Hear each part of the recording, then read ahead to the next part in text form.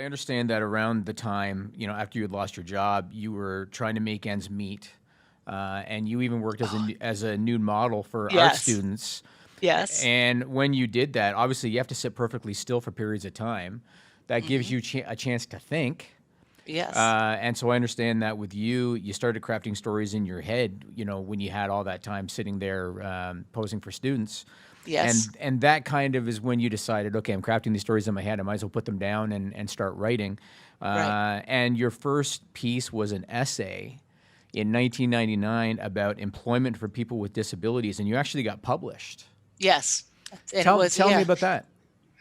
that that was great fun. I mean, it was really fun writing that piece. The nude modeling job, yeah, I had applied for other jobs and wasn't getting work. Mhm. Um, and so every Sunday, my husband would read the classified ads out loud to me, and then again, my tape recorder, I would tape record, and then the next day I would, like, real estate office needs a secretary. Okay, I'd take that number, and then the next day I'd call. And so he said, "Oh, here's one. Here's one." And he read, University Art Department looking for nude models. Call blah blah blah.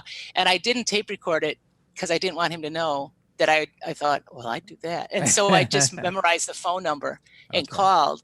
And over the phone, sometimes over the phone, I would admit I'm blind. Sometimes I didn't. It depended on the job. But Mhm. that one, I told her I was blind, and she said, "Well, you don't need to be able to see to." How did she say it? To take your clothes off or something.